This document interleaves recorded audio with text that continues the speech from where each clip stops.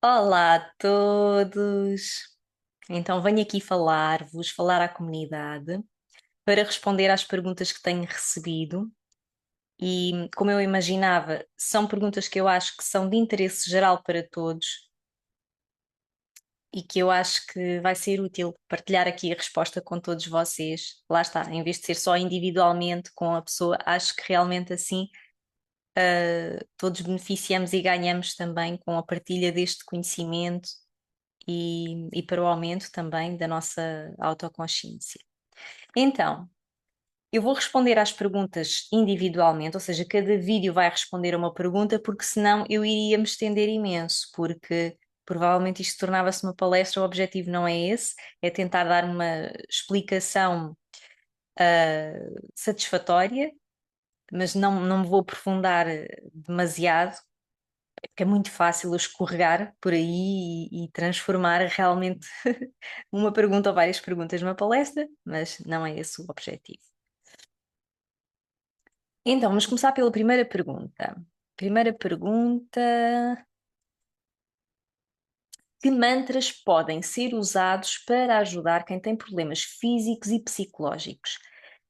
E que mala é aquela que tem no vídeo do YouTube que dá som das taças tibetanas e mantras? Portanto, a pessoa está-se a referir, né, está a perguntar que mala é aquela que está no vídeo do YouTube onde eu estou a fazer os concertos. Eu tenho mais do que um, na realidade, mais do que um vídeo de taças nos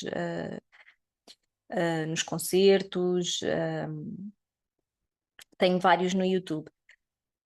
Eu, quando li esta pergunta, a primeira coisa que eu associei quando vi mala, a palavra mala, eu não associei ao instrumento de música, eu associei ao mala em si, ou seja, eu pensava que a pessoa se estivesse a referir ao cordão, ao colar, porque a palavra mala significa cordão, colar, terço. Japamala, terço de oração. Então foi o que eu pensei assim que li a pergunta, mas depois quando cheguei ao final percebi, ok, das taças, dos mantras, ok, então estamos a falar aqui de outra coisa.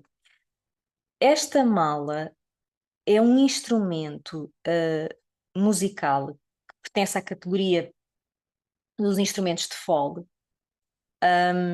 Ela de facto tem-me acompanhado ultimamente nos últimos concertos e nas consultas.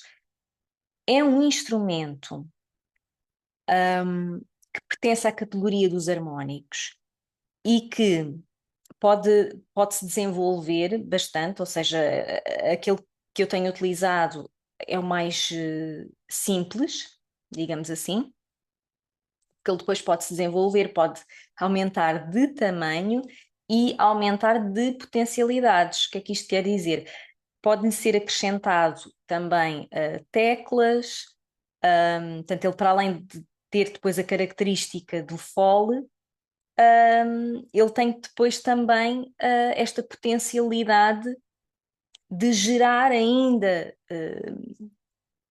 notas, tons ainda mais diferenciados. O que eu utilizo é extremamente simples, mas chama-se Shruti Box. A Shruti Box é um instrumento muito utilizado em contexto de meditação, sobretudo no Oriente, no hinduísmo, utiliza-se imenso, imenso, imenso. Porquê? Porque é um instrumento que tem uma grande capacidade de se alinhar com o nosso cérebro. Portanto, o que é que isto quer dizer? Quer dizer que quando nós começamos a tocar o instrumento, a nossa mente facilmente entra em frequência, entra em fase com os sons que estão a ser produzidos, e isso leva a uma harmonização do cérebro, uma harmonização cerebral. As ondas cerebrais começam a baixar, nós começamos a ficar assim num estado de um relaxamento tão profundo, quase hipnótico, devido à característica digamos que devido à característica monocórdica. Porque como o som ali, ele é tão estável, não é um som sobe e desce alta frequência rapidamente, alta, baixa. Não, não, não. É um som muito estável, contínuo, e isso faz com que o nosso cérebro realmente se alinhe com essas ondas. Daí promover a tal harmonização cerebral. O que é que acontece? A nossa mente, em vez de estar tão acelerada no seu piloto automático, não é? De mil e um pensamentos a correr, como os impulsos elétricos do cérebro vão diminuir bastante, nós vamos alcançar também estados mais profundos, delta, teta. Nós podemos até adormecer a ouvir uma Shruti Box, porque ela promove esta estabilização mental, cerebral, ela promove um relaxamento tão profundo, nós entramos realmente em harmonia, em fase com o som e tocado continuamente, ele tem realmente este grande efeito sobre nós. Daí estar muito associado à prática de meditação no Oriente, sobretudo mais em contexto hinduísta, sobretudo na Índia. É um instrumento tipicamente indiano, eu diria assim, pronto. Mesmo que faz parte da própria cultura indiana. Aliás, o próprio som, nós mal ouvimos, nós vamos logo associar à Índia, ao calor, às especiarias, à energia da Índia. Ele remete-nos automaticamente para lá. Portanto, espero ter respondido à pergunta. Se vocês quiserem, hoje em dia, com a internet já é muito fácil de adquirir, é um investimento, é um instrumento que envolve um certo investimento, sobretudo se quisermos com maior potencial, com maior qualidade, lógico, o investimento será maior, mas mesmo assim, com um valor simpático, já conseguimos 100, 200, 300 euros, já conseguimos adquirir um mais simples, mais básico, mas que já nos permite realmente fazer aqui algum trabalho a nível de meditação. Relativamente à questão dos mantras, que mantras podem ser usados para ajudar quem tem problemas físicos e psicológicos? Então, esta questão é uma questão muito sensível. Apesar dos mantras hoje em dia estarem praticamente, todos eles são acessíveis a nós na internet. É muito fácil nós consultarmos os mantras. Existem imensos, existem mesmo muitos. Eu não posso falar de todos, nem poderia fazer uma indicação específica, olha, é este ou aquele, porque eu não tenho essa formação específica de mantras. Tenho sim contacto e ligação com alguns mantras que foram aqueles que se foram apresentando no meu caminho, que foram acontecendo e que eu fui trabalhando com eles. Quando eu digo fui trabalhando, ou seja, eles fizeram parte da minha vida durante um certo período de tempo, aqueles mantras acompanhavam-me. Portanto, eu utilizava-os como meditação, eu utilizava-os nas aulas. Então, o que eu posso partilhar é um bocadinho da minha história também com cada um deles, e não são muitos. Eu selecionei entre aspas, lá está, acabei por adotar aqueles que se colocaram no meu caminho, aqueles que vieram ter comigo, eu aceitei-os, eu abracei-os e utilizei-os. Portanto, não sou propriamente uma pessoa especialista em mantras para poder fazer essa indicação, mas posso fazer aqui uma ressalva, que é relativamente a problemas físicos e a problemas psicológicos, convém, neste caso, haver um acompanhamento.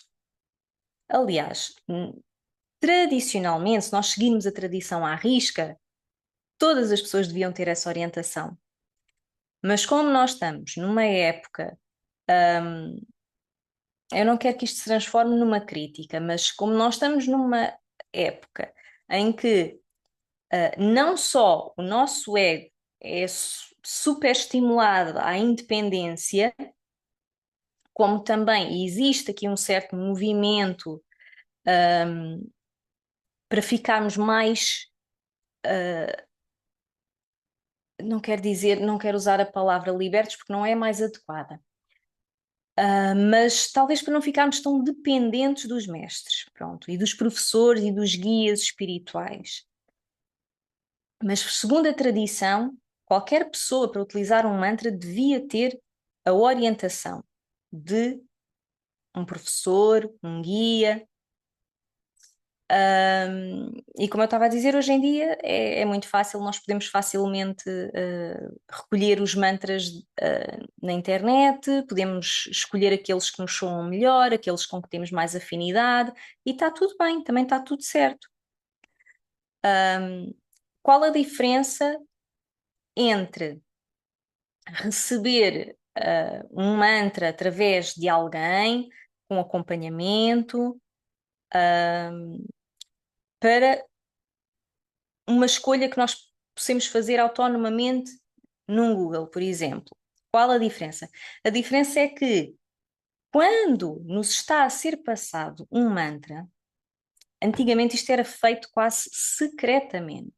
Antigamente as pessoas tinham que andar muito para receber este tipo de conhecimento, tinham que fazer quilómetros, não havia transportes, tinham que pagar valores altos para receber o tipo de conhecimento que nós hoje temos praticamente de forma gratuita, basta fazer um download de um livro no Google, é fácil,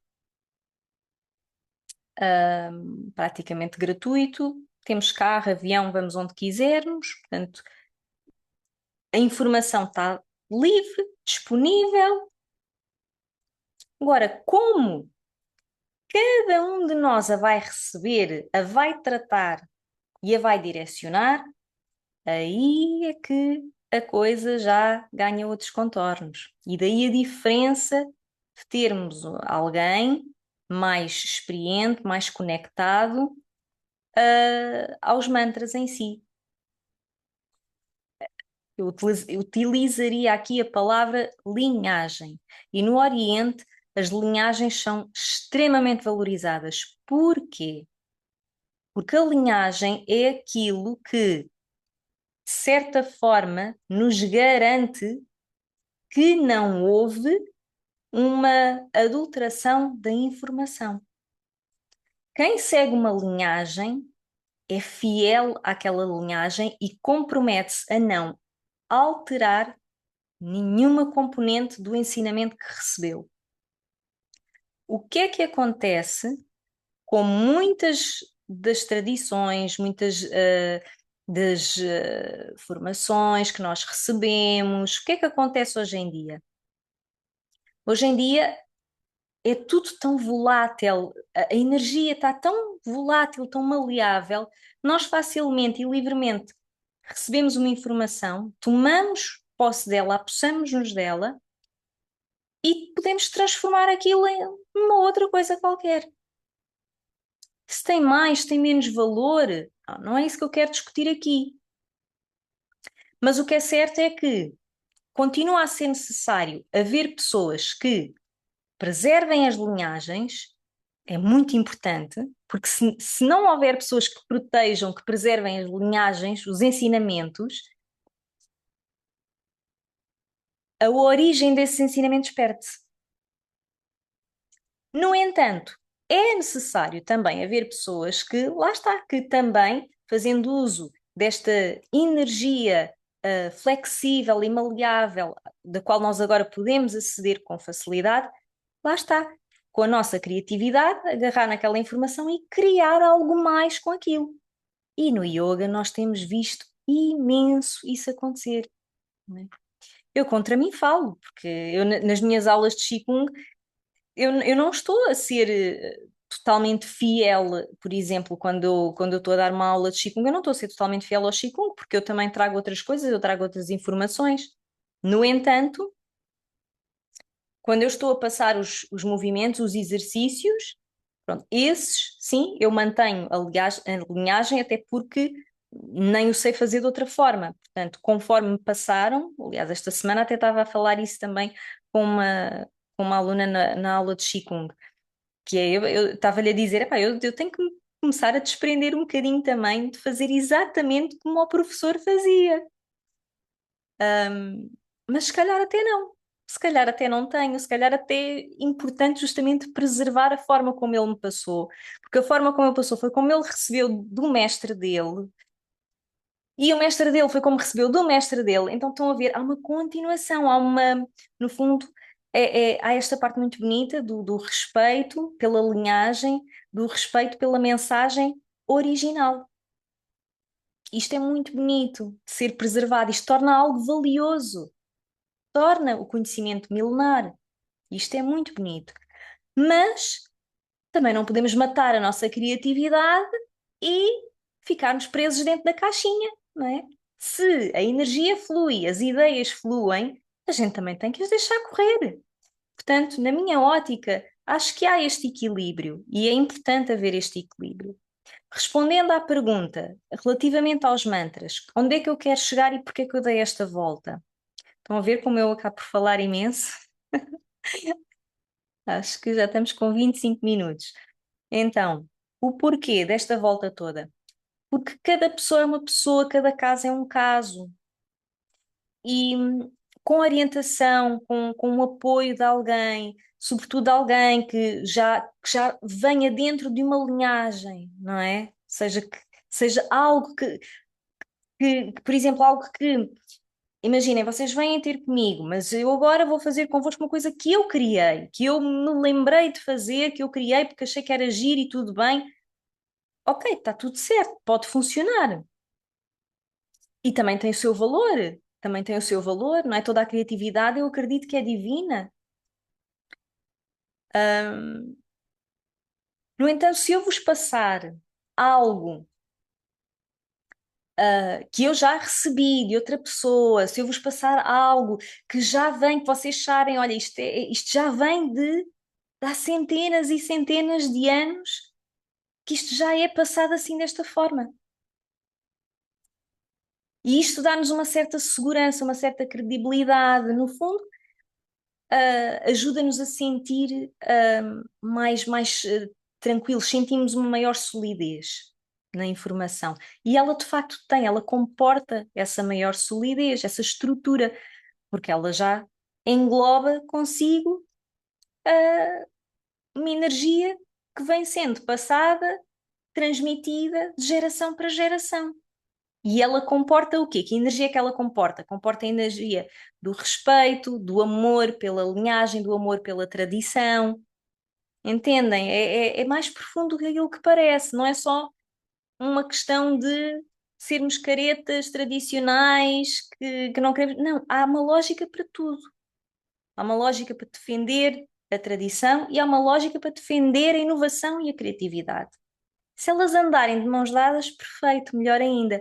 Mas nem sempre elas andam, a maior parte das vezes elas não andam, andam mais às turras. Não, não, assim é que é, não, não, assim é que é. Cada um a puxar para o seu lado. Bem, cada caso é um caso, é isto que eu vos quero aqui transmitir. Na minha experiência, eu trabalho imenso com o mantra. Um dos primeiros a que eu comecei realmente a utilizar foi o Babanam Kevalam. Lá está, este mantra vem de uma linhagem. Portanto, aprendi na formação de yoga com a minha professora foi à Índia, aprendeu com os yogis, esses yogis receberam de outros yogis. Portanto, houve uma transmissão, houve uma linhagem. E com esse mantra, eu simplesmente utilizei-o. E o que significa utilizá-lo? Eu cantava, eu recitava com o Japamala, eu cantarolava na minha cabeça, eu utilizava o mantra com o propósito para qual ele é feito, que é o quê? Repetir, repetição. Porquê? Porque os mantras, eles atuam através desta repetição, traçando novos caminhos neurais no nosso cérebro. Portanto, abrindo caminhos no nosso cérebro. É isto que os mantras fazem, através da mantralização. Seja qual for o mantra, e depois, claro que cada um deles, cada mantra, tem uma frequência específica. O que é que isto quer dizer? Uma frequência específica comporta uma informação específica.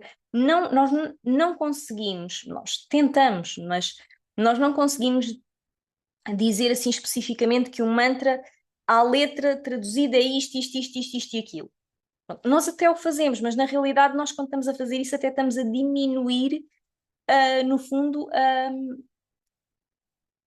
estamos a diminuir, não é o valor, ele continua a ter o seu valor, mas reparem, estamos a diminuir todo o potencial imenso que ele tem. Estamos a tentar, não é, compreender, fechar a nossa caixinha, racionalizar o irracionalizável.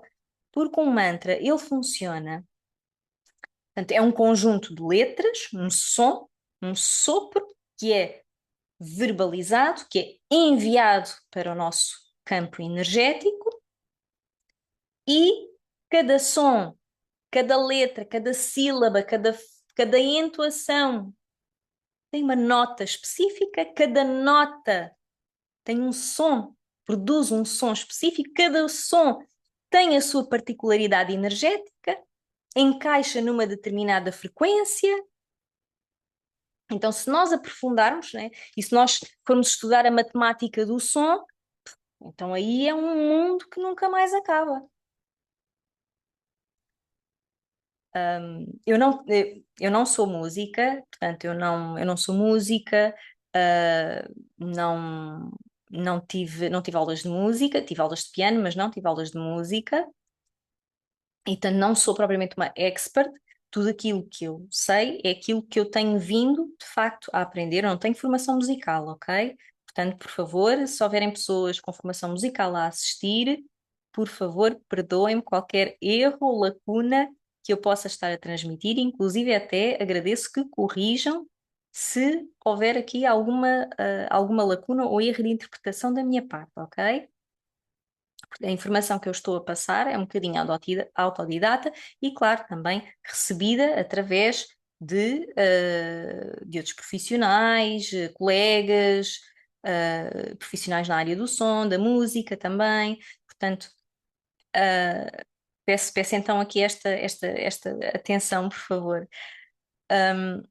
Mas para finalizar, portanto, o mantra com que eu comecei, Baba Nam Kevalam, foi o mantra que me foi passado inicialmente, enquanto eu estudava yoga, e lá está, tentar dar um significado, não é? Temos que explicar o que é que isto significa. Muito bem, então vamos explicar. Significa que tudo o que existe é amor. Pronto. Tudo o que realmente existe é amor. A verdade é o amor. Então diríamos que este mantra, por exemplo, significa, poderemos lhe dar este significado. E depois, mais tarde, portanto, o professor Amit Goswami também passou-nos, transmitiu também o mantra Gopala Govinda. Este pertence à tradição hindu, está muito ligado a Krishna. E depois, mais tarde, mas este é um mantra que é muito associado à proteção e à prosperidade. E depois temos, mais atualmente para mim, porque ele já é muito antigo no budismo, Om Mani Padme Hum. Talvez um dos mantras no budismo é o mantra mãe e o mantra pai. Om Mani Padme Hum. Então, este mantra, e tem aqui algumas variações, porque depois, dentro do budismo tibetano, eles, aí já é dito de outra forma, Om Mani Padme Hum, mas é o mesmo mantra, só tradução do sânscrito para o tibetano. E tal como todos os outros mantras, lá está, são mantras que abrem portais energéticos. São mantras que, ao ser repetidos com a intenção correta, com a orientação correta, são mantras que reprogramam a nossa mente. Porquê é que reprogramam? Porque com a repetição estão a abrir novos caminhos cerebrais, novas células, novos caminhos estão-se a formar no nosso cérebro quando nós estamos a repetir isto. Neurociência, mais propriamente, é a área que estuda e desenvolve a interpretação destes comportamentos do cérebro perante a meditação, perante a mantralização. Portanto, isto já está estudado, e já está documentado, cientificamente documentado. Lógico que, sabendo disto, está explicado porque é que nos sentimos tão bem, não é? Portanto, o mantra relaxa, a repetição relaxa-nos, traz-nos muito bem-estar, ajuda-nos a sair dos ciclos viciosos da nossa mente, dos pensamentos viciados da nossa mente. Portanto, traz assim uma energia nova, uma espécie de frescura. E nós, mas porquê é que isto está a acontecer? Porque está, para já, fisicamente e fisiologicamente, está a acontecer, de facto, mudanças a níveis neurológicos. E isso, por sua vez, mexe também com o fisiológico. Nós relaxamos, portanto, o sistema nervoso também descomprime, relaxa, não é? Desligamos-nos dos pensamentos viciados, desligamos-nos das preocupações. Finalmente, a mente ganha ali um bocadinho de espaço. A mente ganha espaço. E então estas são algumas das qualidades dos mantras. Há um mantra com que também trabalho muito, que gosto imenso, que é um mantra havaiano, de Ho'oponopono. Sinto muito, perdão, eu te amo, sou grata. O mantra do Ho'oponopono também faz milagres, é maravilhoso. É o mesmo sistema. Portanto, a mantralização tem este efeito, tem este potencial, mas não quer dizer que seja totalmente inofensivo. Lá está. Eu aconselho realmente, mesmo a trabalhar com estas matérias, convém nós realmente termos alguma orientação, ok? Porque isto parece tão inofensivo, não é? Agora imaginem o cenário. Imaginem que a nossa mente que tenha uma tendência, uma perturbação, ou depressiva, lá está. Portanto, perturbações psicológicas, ou depressivas, ou de ansiedades, e começamos a fazer mantralizações todos os dias, sem um critério, sem uma intenção específica, sem uma orientação, sem um acompanhamento, por nossa auto-iniciativa. Pode correr muito bem, pode até correr muito bem. É verdade que pode. Pode até correr muito bem, mas também pode não correr tão bem. Porquê? Quais são os riscos? São os riscos da própria mente ficar dependente, dela própria também ficar dependente e viciada desse processo. Ou então de nós ganharmos tanto espaço, tanto espaço, tanto espaço, tanto espaço, tanto espaço e perdermos nesse espaço. O que é que isto quer dizer? Perder nesse espaço. Aí entra por um caminho já ainda mais complicado, porque vai entrar aí no tema da vacuidade, que é um tema extremamente complexo. Mas o que é que eu vos posso dizer assim para não deixar aqui também este vazio? Se nós criarmos demasiado espaço na nossa mente, isso é um trabalho maravilhoso. Só que à medida que vamos criando esse espaço na nossa mente, nós deixamos de ter onde nos agarrar também, não é? E a mente quer sempre agarrar-se desesperadamente a alguma coisa. É uma característica da nossa mente é agarrar-se às coisas. E então,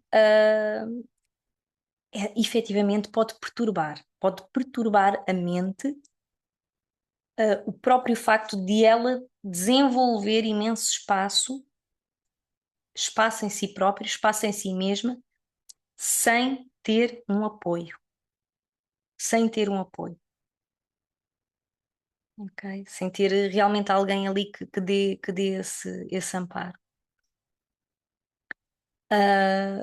Pronto, eu espero que isto tenha sido claro. Se lançar mais dúvidas, não é a minha intenção, pelo contrário, quero trazer clareza, mas qualquer coisa que desperte aí mais curiosidade em vocês, por favor, digam, estejam à vontade, está bem? Podem enviar então também aqui as vossas questões associadas a estas respostas que eu também vá dando.